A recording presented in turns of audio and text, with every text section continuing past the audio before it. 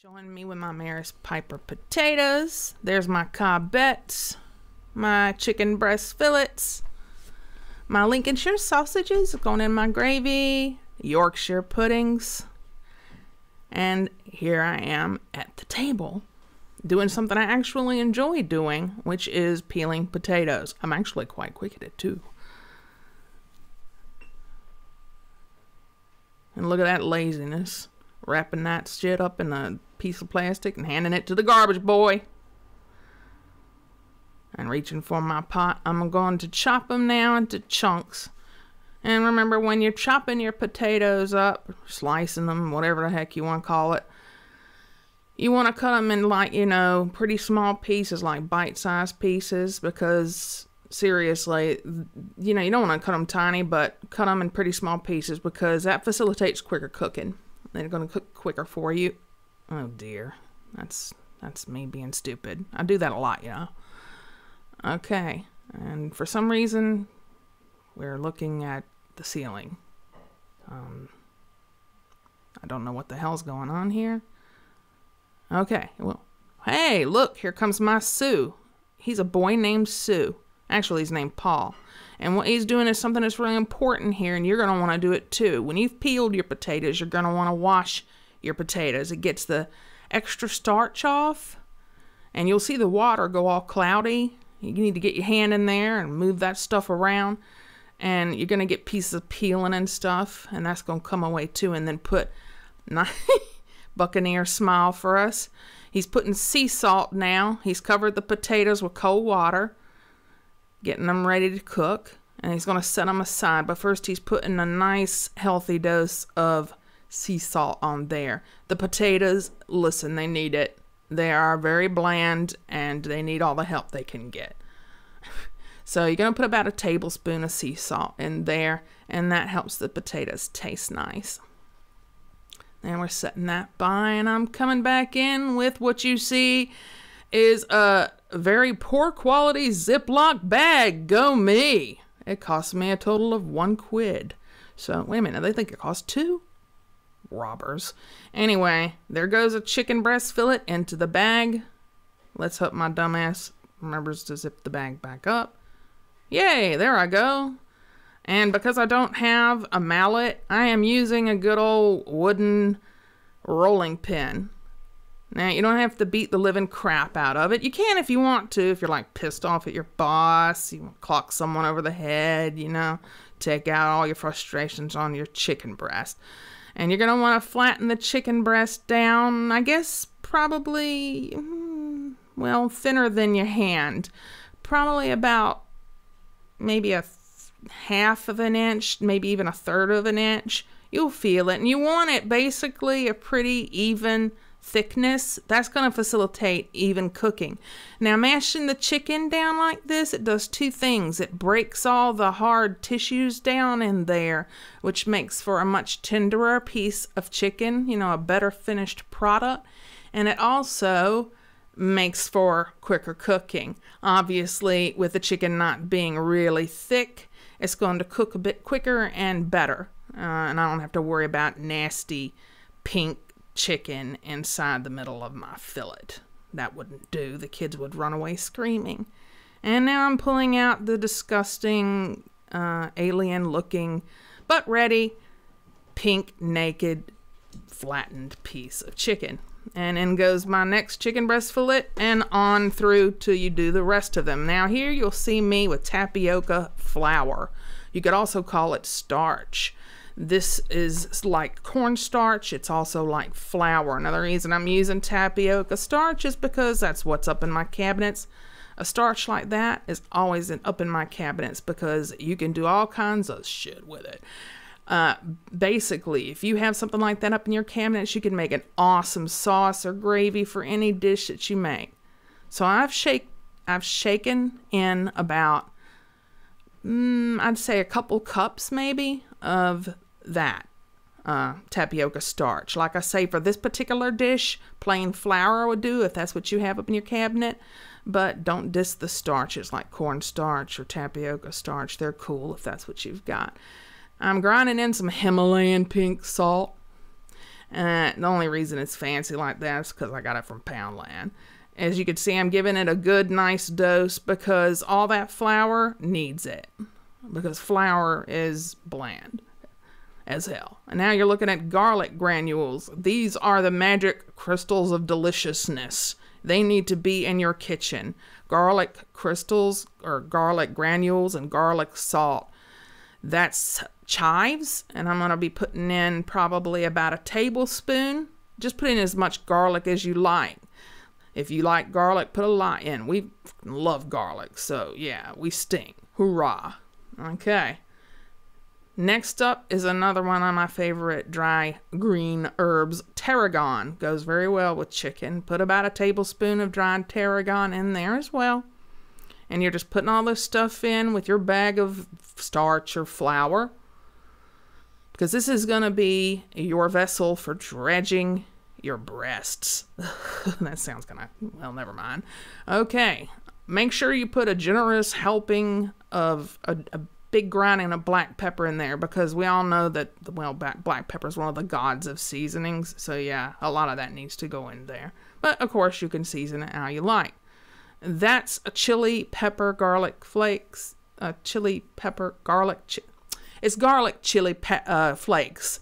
And I got it at Poundland again, and it grinds, and I'm grinding and grinding it because I love the flavor of it. It's not very spicy. If you wanted to put a kick in here with some cayenne or some chili flakes, do that. Be brave. Be adventurous. Try different flavors out in your dredging mix. Now I've zipped it shut, and I'm just giving it a little toss around, just to make sure all my seasonings and my flour and everything is well blended together before I put my pink aliens in. I don't know what that looks for, but anyway. Oh yes, it's Paul bringing me my breasts. Now the first chicken fillet's going in, and you can see me sticking my tongue out there because nobody likes to handle pink aliens. And you see me shaking it up really good in there. Use your hands. Don't play football with it, but get your hands in there, massage the breast, rub it into all the cracks and crannies and crevices. You want to get that thing well floured up, because the better you get it coated, the crispier it's going to be when you fry it up. And then just reach in, pick a corner of it up, give it a gentle shake. And, try to buy quality bags before you do this if you can, because damn, if you have one with a hole in it, that flies everywhere, because it did for me. Okay. And we're just going to keep doing that. There's one of the smaller ones going in. It looked pretty mangled, but it tastes good. And there they all are finished up. 4 really good sized ones, 2 small ones, 2 whole packets. This is Lincolnshire sausage. It's like a sausage we have here that's got herbs in it. It's quite yummy. I'm making a sausage gravy, so I don't want big hunks of sausage in there. I typically take sausage out of its casings in most of my dishes because it just allows me to do a lot more creative things with the sausage meat. What I'm doing here is I'm snapping them out of their link that they're in. And don't buy really cheap sausages, because they're going to be absolutely swimming in grease when you cook them up. This isn't the top of the line, but it's not bad stuff either. Make sure it's got about 70% meat in it, because God knows what the other 30% is, eh? So, yeah, squeeze your sausage out of the skins. We don't need those skins. We just want the meat, and we're going to incorporate that later on into our sausage milk gravy for what should have been, wishfully would have been, biscuits, but what we call popovers, I suppose, are Yorkshire puds. And it actually was very delicious like that, if I must say. Okay, all done did with that. Easy peasy. And there that goes over to the side. Now you see me getting out 4 pretty good sized sheets of tin foil. I don't think it matters what daggum side you put the corn on, It's not like a sun tanning bed or anything. And because these are just cobbettes, and I've got 2 packages of 4 each, and there's 4 of us, and we all love sweet corn or corn on the cob, I can't deal with one. That's just not enough. So 2 of them Jessies is going in there. And you'll see me getting them out. And they pretty much, you know, all been cleaned up. No silks, no husk. Just nice and clean, all cut for me. Which makes my job easier, if lazier. And I'm showing you my black pepper. And my Himalayan pink, whatever the heck, salt again. And butter. This is spreadable butter, you know, not rock hard stuff. Now I'm putting about a teaspoon of butter, and use your hands here, people, seriously. I don't care how nice you do with a knife or a brush or whatever, and it's just better to use your hands. The butter can be a bit cool, it doesn't matter, your hands will warm it up, and you put about a teaspoon of butter in each hand, and then massage your corn, baby. Like you love it. See me massaging it. Work the corn. Get it into all the little nooks and crannies. Then Paul's coming in for me because my hands are full of greasy butter. And he's topping it up with some salt. And now some cracked fresh black pepper. And I'm going to come back in with my buttery hands and rub that in as well. And I don't waste anything, so you see me scraping that shit up off of the tinfoil too. Now for the Tootsie Roll Christmas cracker thingy. You just push it over to your side a bit and then roll that shit up. And just make a giant Christmas cracker Tootsie Roll. It looks like a piece of candy. It's easy. Why is it easy? Easy to open, stays closed, doesn't leak. And we're going to roast that corn. Don't it look party? And you could just throw away the vessel that you cooked it in afterwards. Less work for you. And we all know how important that is. You have to find shortcuts where you can. Now this is me going back into my beloved tapioca starch. This time I'm putting in, that's my little cup measurer. Hard to find those things in the UK, let me tell you. I'm trying to get what I think looks like a good amount. And what I'm trying to aim for, I think here is about 1/4 of a cup. So I'm putting some back in the package because I'm not happy with what I've got. Still looks like too much. So I'm still screwing around with the starch till I get it to about 1/4 of a cup. I think Paul's trying to tell me something there. That's why you saw that look. Poor Paul. The long-suffering Paul. Now, the next thing you're going to do, as you would with any starch, and you could with flour, but for this step of the operation, I kind of don't recommend flour because sometimes it can, you know, what is it they call it? It can get kind of, it develops curds almost like, or lumps, you know, and they won't dissolve. Whereas the starches like cornstarch, tapioca starch, and that sort of thing dissolves very smoothly. So Paul's putting some warm water in the cup for me, filling it up, and that is a proper cup size cup. I'm taking my little chopstick after he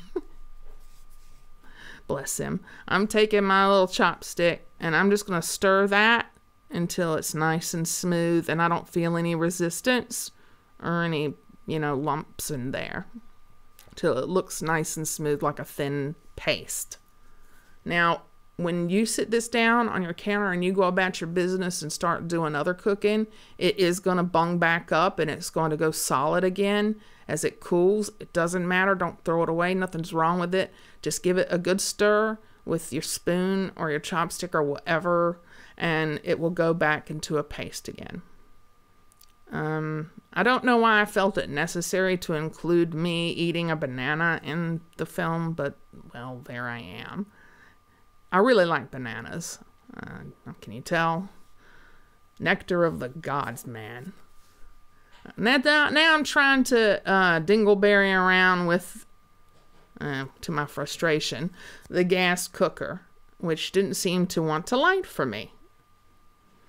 I think I just said, what the F there. Could you tell? Not that that's never left my lips before. Yay, we got it working. I'm heating that up to about a medium heat, medium high, and my sausage is going to go in there and I'm going to fry that sausage up He hobbling off to get some oil out of the cabinet, and it's just regular old cheap vegetable oil. But because sausages nowadays, well, I don't know if it's the ones I buy or whatever, but like I say, I try to buy fair quality ones. I can remember the days when we fried up sausages and then things be swimming in a damn pool of liquid grease. They don't do that anymore now, thank God, and usually are pretty good. So I've asked him for a spoon, and he tells me, which one do you want? So I'm like, just any spoon. And he gives me this little wooden spoon. And what I'm going to start doing is over this medium or so heat. I think it's medium for what I can see. You want to hear them sizzling, okay? And you want to see them start getting brown. You're going to be breaking this meat up as it goes along in the cooking process, turning it. And you see me stabbing, and I'm actually working with a spoon that facilitates this job much better. It's a flat spoon, and I'm stabbing at the sausage meat, breaking it up as small as I can with my hand, so you can work them biceps while you're doing your sausage meat. Well, my biceps need some work, that's for damn sure. He told me to smile. When I'm in my element, I'm in the zone. It ain't the Xander zone, it's the Bev zone. Now I've turned that off because all our sausage is brown. We don't have any pink in there. And as you can see, there's not a lot of grease flying around. Just nice sausage meat that I've broken up fairly small. You want that because that's the consistency you're going to want for your milk and sausage gravy. And this bowl is going to go to the side. Now, because I'm lazy and I don't like having to clean a pan when it's not necessary, I'm just going to use the same pan. So I left it up there. And that's Paul putting our corn into the oven, Celsius or centigrade, whatever. Over here in the UK, 180, which is like a medium, heat, an average heat for you to cook average things at.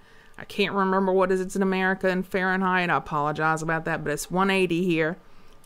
And I have a fan oven, and we're going to roast that corn in there for 30 minutes, maybe even up to 40 minutes. It's not going to hurt it to take it beyond 30. The sugars in the corn caramelize, and it makes it absolutely delicious. Now I'm pouring some more oil in. This time we're going to be a bit more generous with the oil. So same vegetable oil. And I got my skillet there, and what I'm doing is I'm completely covering the bottom of the skillet with the oil. You don't want to see any skillet that doesn't have any oil on it, because nobody ever fried good fried chicken with like a healthy amount of oil. Not in a skillet anyway. Maybe in one of these newfangled 200-pound jobs, but this is a regular kitchen where we well, I ain't going there. But anyway, yeah. We just have to eat average, and we have to watch his money. You could tell I'm in pain there, but that doesn't stop me. I still like to cook. I don't care. I love it. I love it in the kitchen. Now, you're going to know your oil's ready if you take a little drop of water on your fingertip and you drop it in, and your oil sizzles or spits a little bit at you. So you're going to want about a medium-high heat.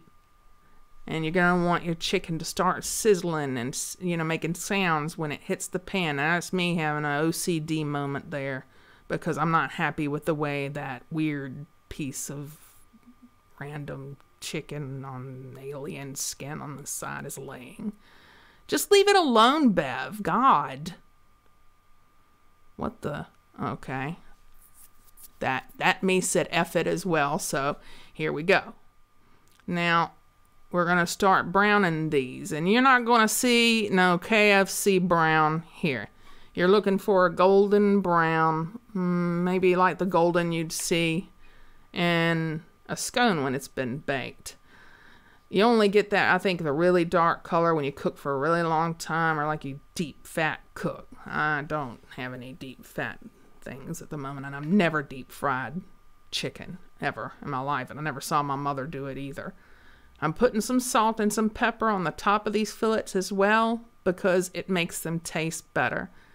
Even though there was some seasoning in the flour or tapioca starch that I dredged them in, you still need a little bit of extra seasoning because you want that stuff to go kapow in your mouth.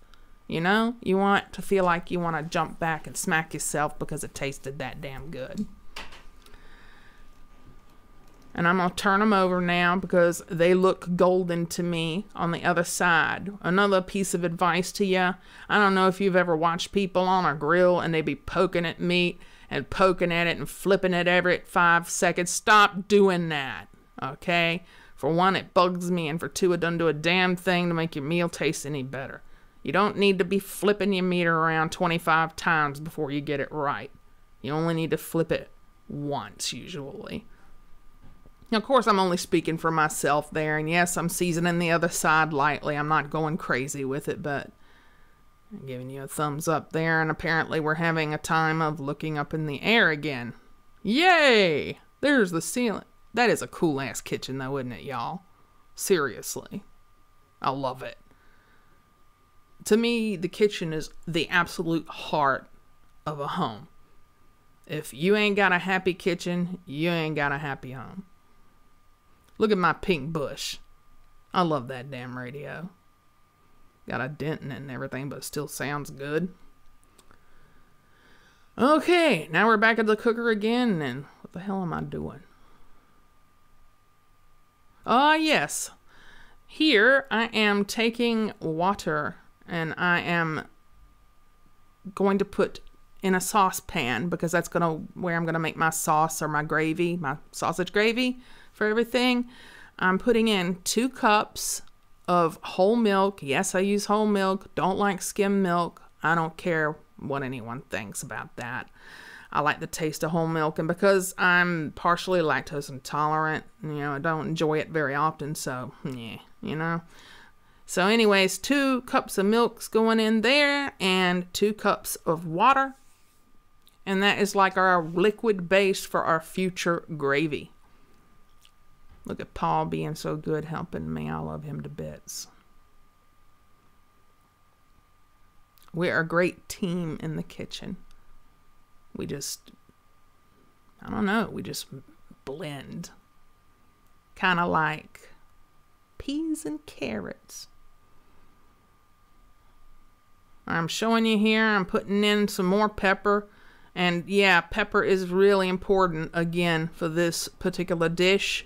You want to see the flecks of black pepper in your sausage and milk gravy. Why? Because it's just the way it is. It tastes better that way. It looks good that way. It's just delicious. Black pepper gives it a bit of a kick. I wasn't able to get any spicy sausage, sadly, but that black pepper that I put in there will give it a bit of a kick. And you see me checking my chicken. Choking.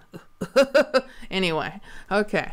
So I'm salting and peppering fairly liberally because I want the, gravy to taste good. And you'd be surprised how much, you have to season it for it to taste good. Starting to get a bit warm in there, I think. I saw me sigh there. Now I'm going to add a layer of flavor to this sauce. You could skip this step if you wanted to, but if you don't have to, why? And that is the gel little pot of stock. I chose chicken this time to complement the fact that I was having fried chicken. Yes, sausage is in the gravy, but I chose chicken stock, gel stock, to put in the liquid that's going to hold, become the gravy. Because it just adds a beautiful, and it's a bit salty, straight up though, you dummy. It adds a lovely layer of flavor. Yeah, it gives it body and mouthfeel, which is really important. Or as the Japanese would say, umami. I don't know what the heck's going on here. Oh, the gloved one's coming in. Isn't he cute? I think he's taking out the corn at this moment in time because it's done its roasting, and the other chicken that I'd already cooked was staying warm in there. As we have 2 different parts to ovens, it's really convenient because I was roasting the corn in one and keeping the chicken warm in another. But all the chicken's done now, and you see him taking it out of the pan. And the meal's, well, pretty much coming to a close. I mean, when you've got your chicken fried, that's the biggest thing, I suppose, is making sure that's done right. And, well, you ain't Southern if you don't love you some fried chicken, even if it's not on the bone. It's not authentic off the bone, but hey. Now I'm hobbling back over Pingu, and I'm going to bring to the front my sauce pot because I'm done with the big skillet. And my heat's going better on that bigger burner. So what I'm looking for here before I create the final product with the gravy or sauce is I'm looking for foaming from the milk.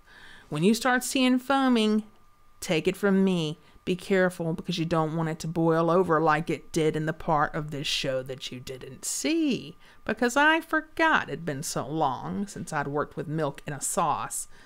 And it went all over the dadgum cooktop. Now we've got that milk kind of bubbling gently and foaming. Not boiling over. You watch your heat, and you're going to add all your yummy sausage bits back in. And let me tell you something, this shit will going to make you bitch slap yourself because it tastes that good. I'm serious. You're going to love this gravy. And you're going to ask yourself why this gravy hasn't been in your life all your life, if it hasn't been. But anyway, that's just my opinion, my humble.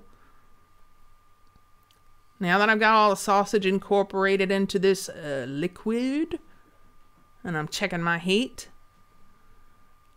and I'm suffering from overheating apparently, here goes my paste again. You remember the paste that we did earlier with the cornstarch or tapioca starch or whatever you have there? This is your magic ingredient that you're going to add while that's bubbling gently. You're going to add that. If you're take it easy, you know, add half of it or so at first so that it doesn't, like, you know, grow really thick, and then add more if you need it. And you'll see as you stir, your sauce will thicken up. And there's your final product, and sparkles and love to you all. Mwah.